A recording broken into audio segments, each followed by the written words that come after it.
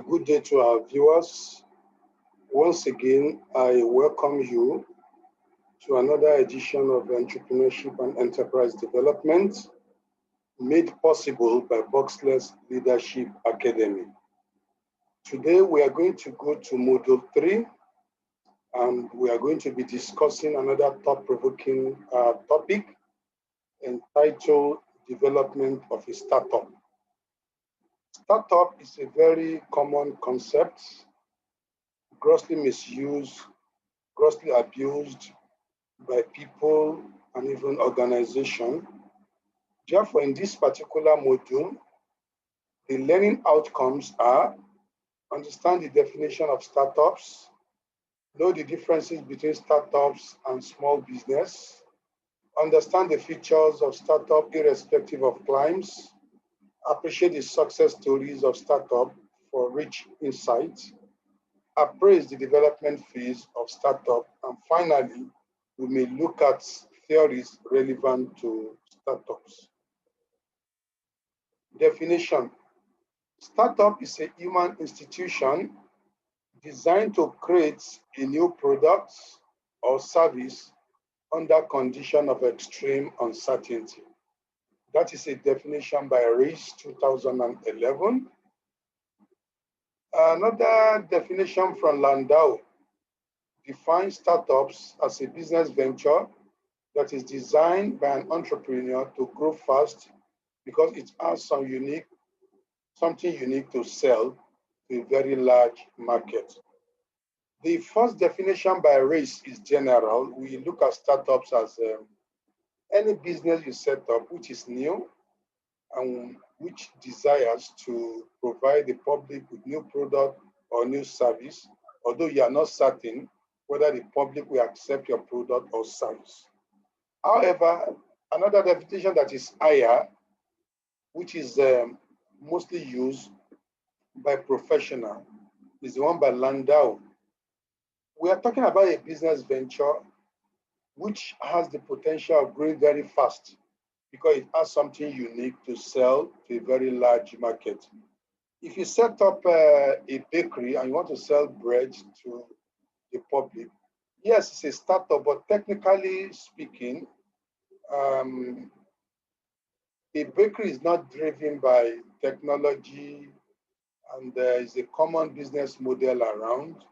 So some analysts are not comfortable describing a very common business as a startup.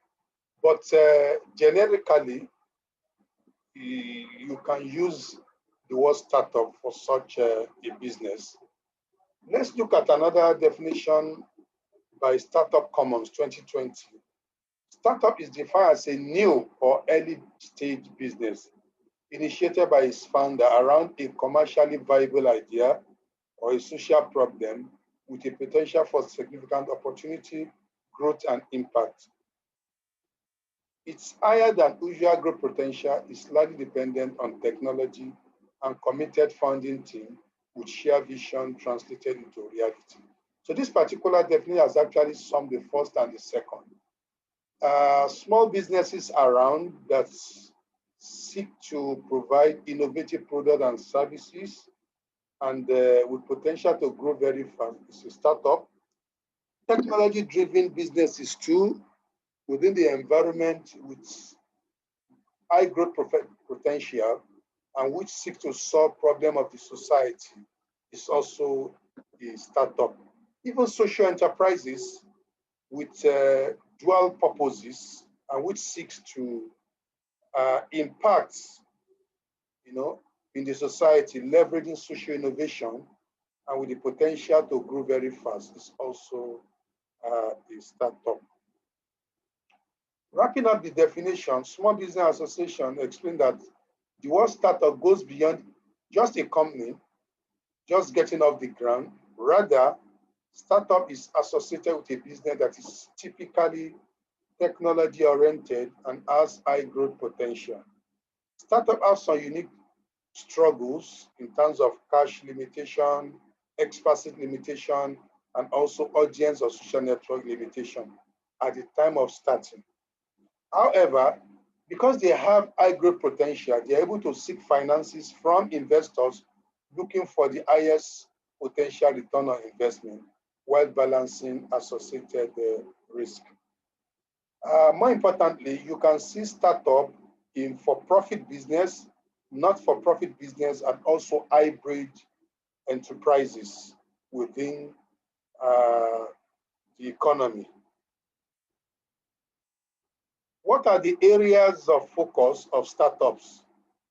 Globally, it's been observed that startups generally focus the following area: ICT, e-commerce, social networking, digital marketing, online learning and training, automobile, food technology, fashion and clothing, creative art and design, online cinema, retail and services, and of course, manufacturing. But events in the last decades actually, provides very useful information on common areas of focus of the startups. Most startups in the world are in the area of ICT, and some that readily comes to mind are Outreach, Blade, Ethos Live, Drip, ThoughtSpot, Scale A1. E-commerce is a buoyant area in the world, and many of us are familiar with Alibaba, Amazon, Jumia, Konga. They all started many years ago as startups, but today they are scale-up businesses. In the area of social networking and social network, we have Instagram, Facebook, WhatsApp, and several others. This also started as startups many years ago, but today they are scale-up. In the area of digital marketing tool, we have HubSpot, Mailchimp, Google Analytics, Evernote, Canva, and several others. Online learning platform, like Khan Academy, Udemy, Coursera, Alison, and several others, started many years ago as startups, but today they are scale-up outfits. In the area of automobile, there are some organizations that are startups that provide, components for big-time automobile companies, some of which are Wayray, Ghostwave, Nuro, Netera, EV Safe Charge, and several others. In the area of food technology, we have Sugar Logis, Miraculous, Food Fully, Ocean Oga Food, and many more. In the fashion and clothing industry, too, we have Oros Appraise, Spokes, Unmade, Nestle, Baibu. Then in creative art and design, we have Etsy, Easter Painting, Bouquet Feeds, Artisy, Image Team, and several others. Online cinema, you have Netflix, Disney, CBO, HBO, Amazon. These are global, online cinema outfits that started many years ago as startups, but today they are scale up. And the retailing and services, we have several, which are leading companies in the world today, like Tesco, Walmart, ShopRite. So if you are setting up a business of your choice and you are looking for area of focus, this area of focus are very, very trendy, popular, and of course, inspiring. So what are the features of startups, irrespective of climes? Startups have promising ideas. They are driven by technology because they want to cover large markets. Facebook, cater for the whole world, ditto for Instagram. So for you to cater for the whole world, you need to leverage technology. And if you don't leverage technology, then you spend money on overhead and of course, fixed costs. You set up offices all over the world. And at the end of the day, your margin of profit will be very, very little. But if you leverage technology, you can service the rest of the world. They also have organizational agility. They are cash poor at the onset, but they have opportunity to leverage innovative funding options like venture capitalists, angel investor, crowdfunding, and several others. It's also been documented that startups have willingness to take risk. Look at SpaceX. SpaceX invested huge amount of money into space technology, space exploration, and today is becoming a reality. By next year, SpaceX and NASA will be taking people to the space for vacation and other tourism outfits. Also, startups also have startup model that transverse space and time. And at the time of starting, many of them, they are not known, but after some time, they have brand presence everywhere. You know, they've been tested, trusted, and found to be reliable. So they gain legitimacy. But as at the time of starting, they don't. They have a business model that is yet to be validated. They also have unique team. That is another unique selling point for startups. They are driven by zeal, enthusiasm to actualize their dream. They also have growth fast-tracked by accelerator and incubation programs. Most startups in the world, they benefited from, accelerator program and incubation program. These two are very important in helping you shaping your idea, strengthening your capacity, building your know-how to be able to achieve your vision and, of course, mission. And they are also very innovative. They are driven by lean startup approach, and they have high growth, ambition, and of course, aspiration. Let us look at some successful startups. A very good one is Alibaba. Alibaba is one of the biggest e-commerce network in the world. It started in the apartment of Jack Ma, now the richest man in China, with an estimated network of $25 billion. So after seeing the vision of his idea, he persuaded 17 of his friends to invest and join him. And together they developed the business model. They came up with clear vision, mission, and objective. And as at the time they were doing all this, they don't have much in terms of funding. But later on, they were able to raise 20 million from SoftBank, another $5 billion from Goldman Sachs in 1999. So building trust among people of China that an online system of payment and package transfer is safe. People actually, accepted this brilliant idea. They invested in it. They exploited the potentials. And today, having started his first successful business at the age of 30, the company actually grew rapidly, expanding all over, the world. Alibaba emerged as the dream e-commerce giant that Jack Ma envisioned, only second to Walmart in terms of sales per year. So the insight from this particular short story is that startups normally start with very tall vision, but very little funds and expertise.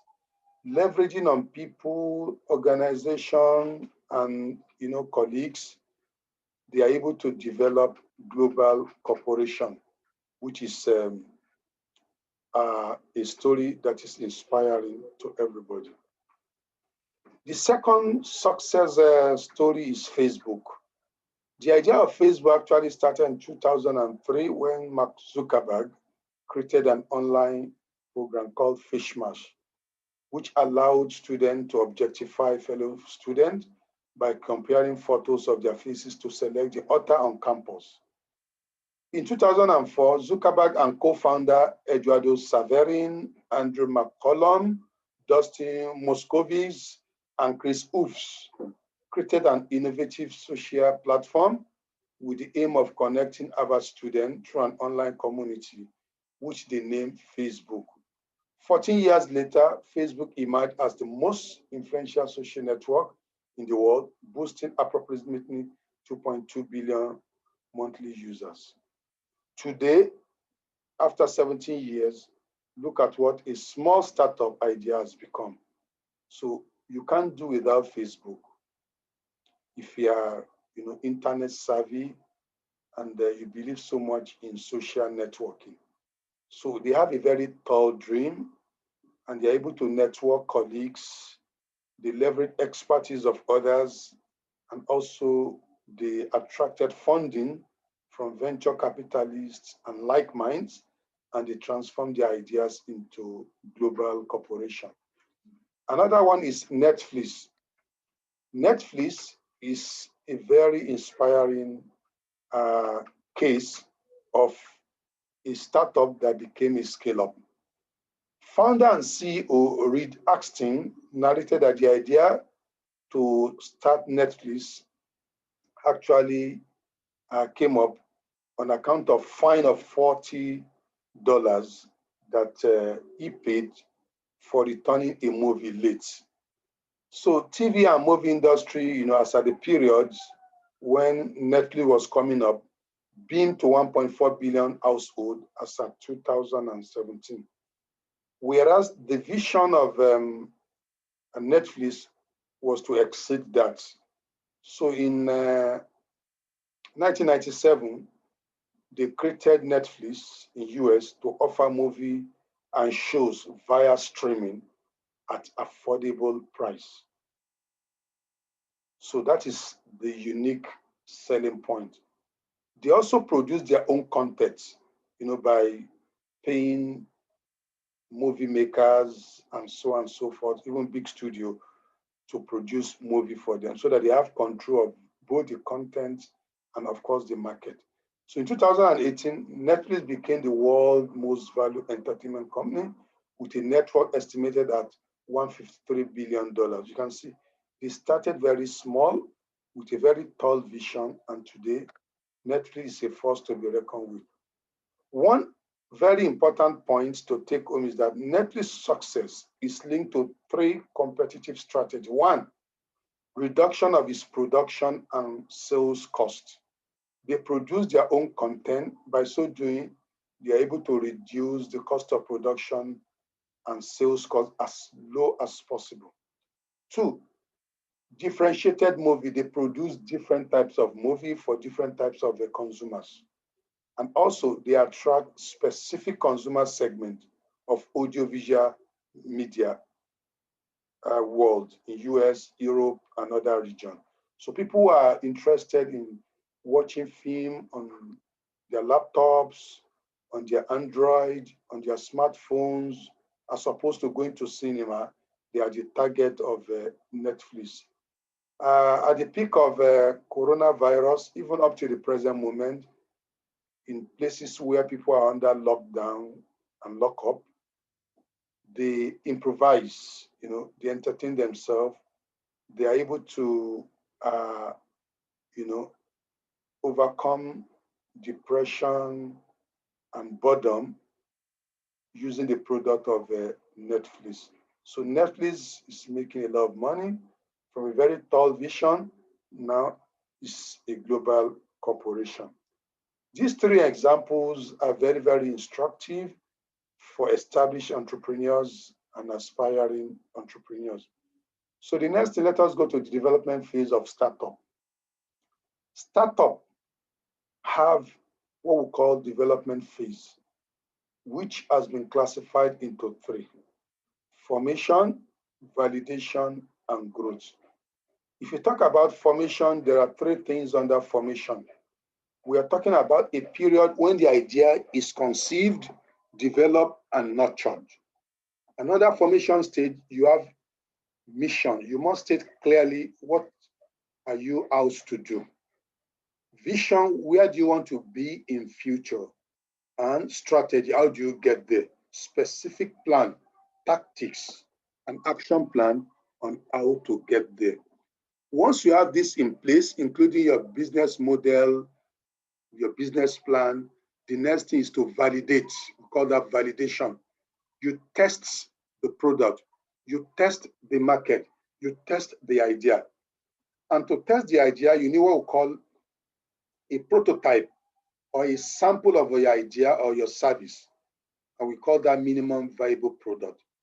If a sample is viable, if a viable product is attractive to the potential market and consumer, what you do is to improve on its quality. We call that iteration. So you validate that particular product and you iterate, strengthen the strengths and improve on the weaknesses so that it becomes acceptable to the buying public. And after that, you now raise sufficient funds to mass produce and you grow incrementally the business. These three development phases could also be explained, specifically in 6 ways.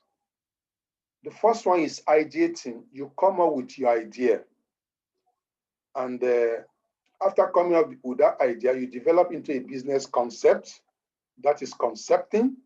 From concepting, you commit time, effort, and little resources to make it into what? A prototype that you show to members of the public for the purpose of testing its viability. That is validating. Once you improve on that particular MPV, minimum viable product, and you attract support from venture capitalists and what have you, then you scale up. You try to mass produce and you become well established within the market domain. So that is the 6 stages: ideating, concepting, committing, validating, scaling, and establishing. Let us look at this particular matrix, a matrix that actually explains the relationship between the growth ambition of an organization and the business model validation. There are 3 types of businesses in the market domain. We have what we call a startup at point A.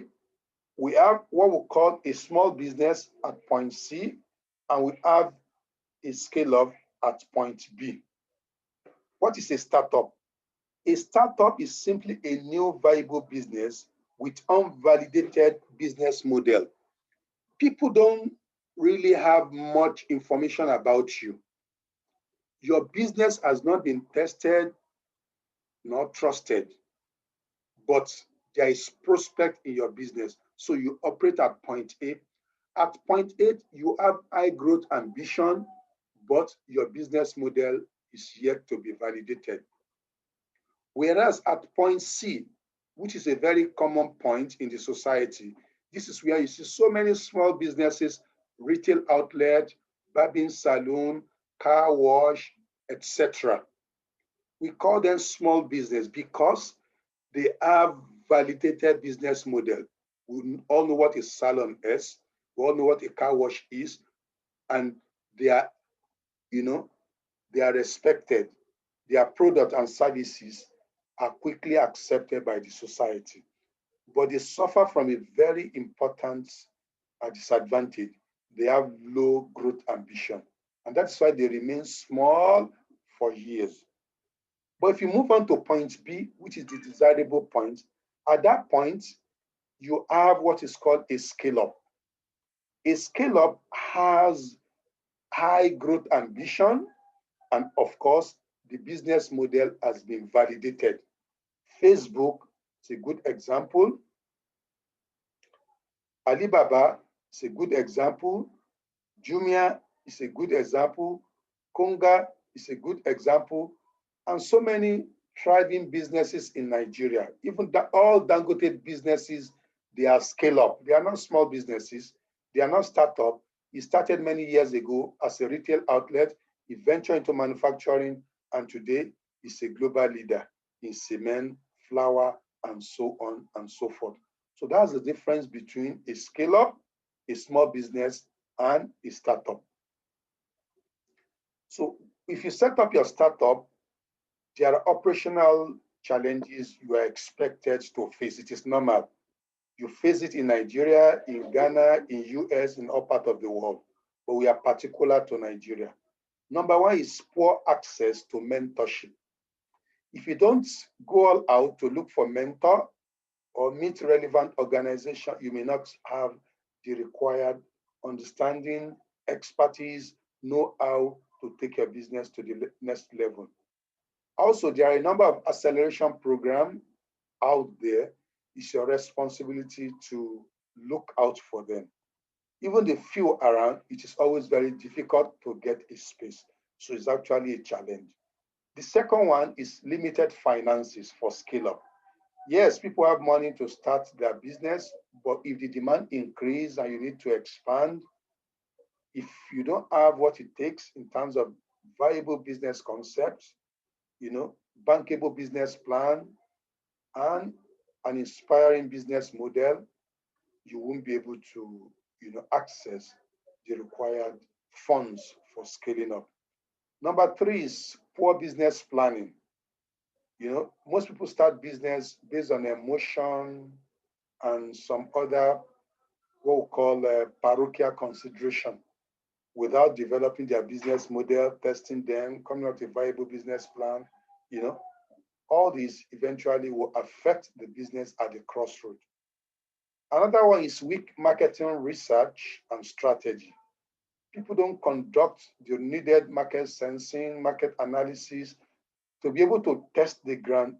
Is my product viable? Do the public need my services? If you are not able to answer all these questions, then it is useless investing in an idea. Another one is few dedicated team. Some are very good business idea, but they cannot really, form a dedicated team for so many reasons. And also in the Nigerian business environment, some business area have high level of competition. It doesn't mean you shouldn't go there, but you must have a clear vision of where you are going and what you want to do in that particular arena. You must have competitive advantage. You must have a unique value proposition that will make you stand out from your competitors. If you are providing what others are providing, then you can't really go places.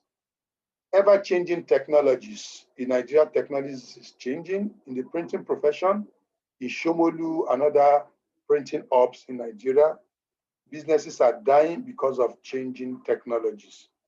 Another one is singleton syndrome. If you look at the three short cases explained to you, particularly Facebook, Alibaba, and Netflix, they succeeded because of collaboration and networking. But in this climb, people are fond of doing it alone. Startup is very involving, challenging, and tasking. So if you start it alone and want to run it alone, there's tendency for you to abandon it at a point.